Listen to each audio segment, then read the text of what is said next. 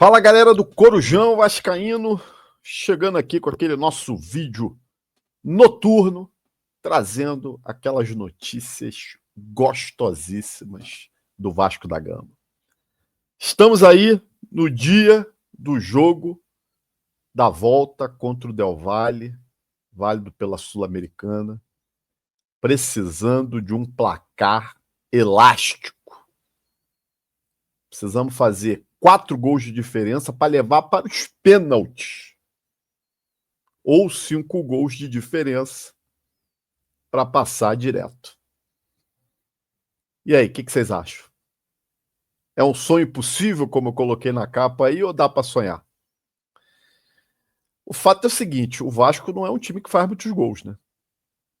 O último jogo que nós fizemos 4 gols foi contra a Portuguesa da Ilha, no Campeonato Carioca.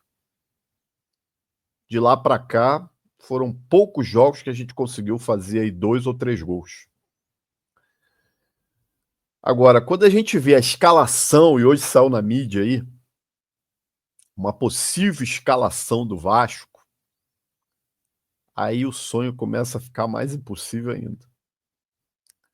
Porque, segundo informações, o Lucas Freitas está gripado, muito gripado, não treinou hoje, e é dúvida para o jogo dessa terça-feira. E aí o Diniz improvisa o Hugo Moura novamente na zaga, mesmo tendo o Luiz Gustavo disponível, o garoto da base. Eu queria que alguém perguntasse para o Diniz, numa dessas entrevistas, qual foi o crime que o Luiz Gustavo cometeu. Evidentemente, fez algumas partidas boas, outras ele oscilou, mas ele foi pior do que o JV? Ele foi pior que o Lucas Freitas? Ele foi pior que o Maurício Lemos? Porra, não foi.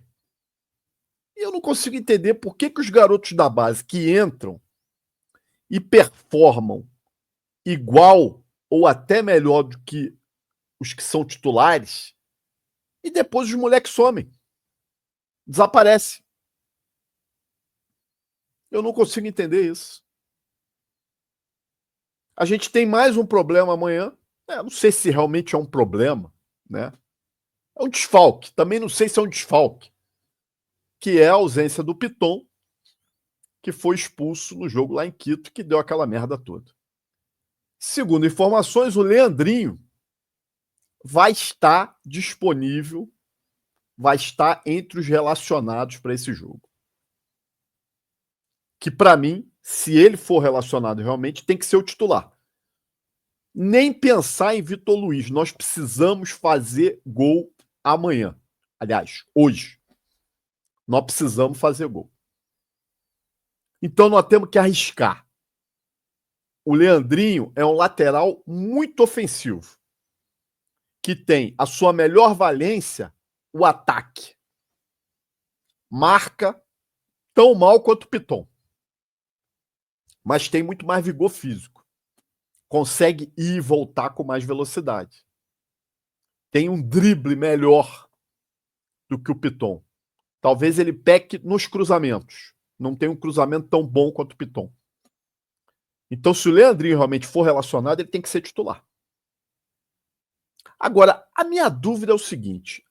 Nós tivemos um jogo no sábado contra o Grêmio, há 2 dias atrás.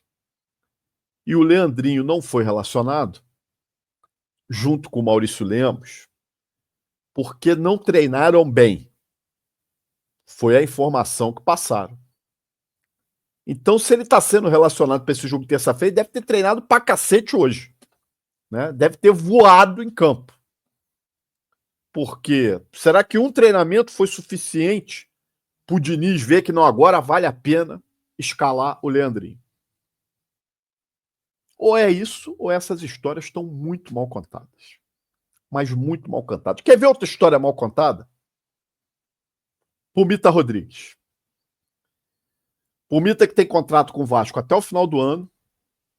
Nós já falamos do Pumita aqui no canal, que ele tinha propostas, inclusive propostas de times brasileiros, e hoje surgiu uma informação que o São Paulo é um dos interessados na contratação do Puma. Teve proposta do Nacional do Uruguai, teve proposta até de times dos Estados Unidos, só que o Vasco disse que não chegou nenhuma proposta pelo Pumita. Foi outro que não foi relacionado para o jogo contra o Grêmio. Estão dizendo, não sei se é verdade, que ele será relacionado para o jogo contra o Del Valle nessa terça-feira. A desculpa que deram para ele não ser relacionado contra o Grêmio foi a mesma que deram do Leandrinho e do Maurício Lemos. Não treinou bem, não foi bem nos treinamentos, não justifica ser relacionado. Então, se ele for relacionado para o jogo contra o Del Valle, é outro que voou em campo nesse treinamento da segunda-feira. E vou dizer mais, hein? O Pumita já atuou pela lateral esquerda. Não me espantaria se ele aparecesse como titular na lateral esquerda. Jogar PH pela direita e o Pumita pela esquerda. Não me espantaria. Agora, são coisas muito estranhas também. Agora, dá margem para a gente pensar o que a gente quiser. Porque a diretoria não se manifesta. O Diniz fala pouco também. Quando fala, até se embanana. Dá umas respostas até meio surpreendentes para a gente, como foi o caso do Paulinho, lateral direito do Volta Redonda, que ele disse que não sabia que o Paulinho estava voltando do Volta Redonda de empréstimo, que ele ia se inteirar do assunto. O fato é que o Pumita pode assinar um pré-contrato. Saiu informação hoje também que os empresários do jogador vão tentar uma rescisão antecipada e vai ser mais uma grana, como foi a do Capasso, jogada no lixo. E não é só ele não, cara. Isso pode acontecer com o Jair, isso pode acontecer com o Paulinho Paula, que foram jogadores também que foram comprados pelo Vasco e que já podem assinar um pré-contrato. Complicada a situação. Nós estamos jogando dinheiro no ralo. Uma outra informação que saiu hoje diz respeito desse jogador aqui, o Balbuena. E eu coloquei essa notícia no X do Corujão, se você não segue a gente, @Corujão Vascaíno, dizendo que o Balbuena era um jogador que não agradava ao técnico Diniz, que preferia jogadores mais rápidos e mais novos, e que o Vasco buscava alternativas no mercado. Hoje saiu a informação que o Grêmio está fechando com o jogador, com o Balbuena.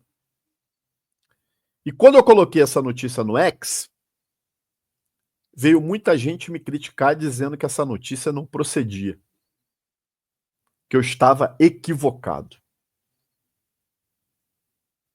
E hoje está saindo aí dizendo que o Balbuena está fechando com o Grêmio. Por que ele não veio para o Vasco, então, já que ele está livre no mercado? O Vasco não está precisando de zagueiro? Era só pagar salário. Se eu estava tão equivocado assim, por que o Vasco não foi atrás dele? Bom, gente, voltando para o jogo aqui contra o Del Valle, eu volto a dizer, é um jogo que, eu tenho falado isso, nós estamos virtualmente desclassificados, eliminados da competição. Nós não temos mais nada a perder.